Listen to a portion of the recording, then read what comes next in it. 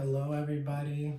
Welcome to my speech, and today I will be informing you all about U.S. gun control laws. More specifically, I'll be informing you all about background checks, the Second Amendment, and why strict gun laws don't work. The reason why I chose this topic was because I grew up in the city of Richmond, a city that was known in the past for a high level of gun violence and homicides. And I know that guns aren't the problem, it's just the people behind the guns. A gun by itself can't do harm, but an ill-willed person behind a gun can cause a lot of harm. So background checks, they don't work because a drug addict could lie on their forms and say that they don't use drug substances. A person that hasn't been mentally evaluated can lie and say they don't have any mental illnesses. And a person that plans on killing somebody that has never committed a crime can easily obtain a firearm because they have no criminal record. They can easily obtain a gun. And an article that backs me up was published on Politico. The article is Background Checks, Do They Work? And the author is Kevin Cirilli. And the article talks about how an individual named Song-Hyu Cho was mentally ill, and he was able to purchase firearms, and the state of Virginia failed to provide with the medical evaluation for the federal database, so he was able to purchase a firearm. And in 2007 he committed a mass shooting at Virginia Tech that claimed the lives of 32 innocent people and injured 17 others. And that is why background checks don't work, because there's many loopholes to it. And I think that we as US citizens have the right to bear arms because it's in our Constitution. An article that I read by the NRA, what is the Second Amendment? So the Second Amendment of the United States Constitution is a well-regulated militia being necessary to the security of a free state.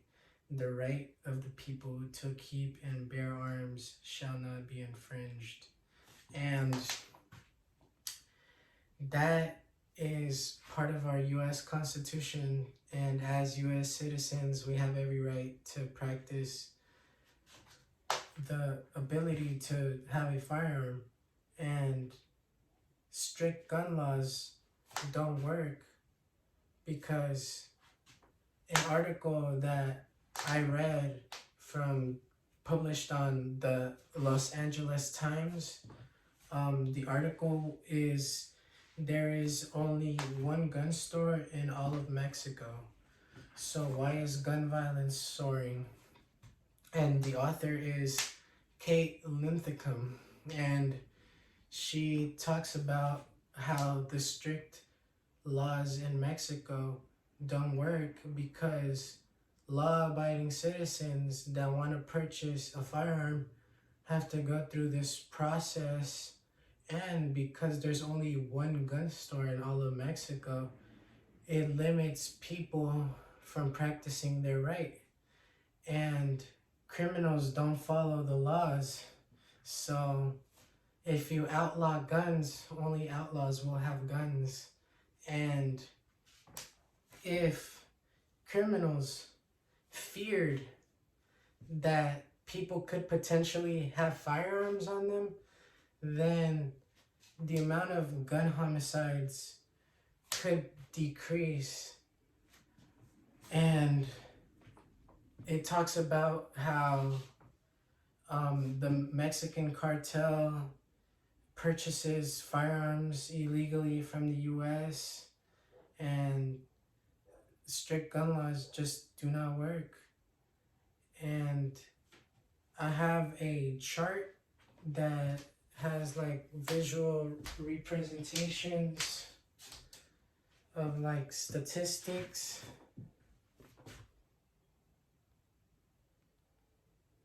And US gun suicide and gun murders over the years have risen, but they haven't been at its highest it's ever been. So we're not too bad when it comes to that. But the reason why I am informing you all about this topic is because we as US citizens should know about our laws on the Constitution, and how there are certain state laws that infringe on our right. And I know that guns aren't the problem. Guns are very fun and they're very useful to protect yourself and to protect your family, as well as protecting everybody from a tyrannical government. And going out hunting and going to the shooting range is very fun, and I feel like people need to like learn more about the laws and try to understand other perspectives and not just limit themselves to their own perspective. Thank you all for your time and attention.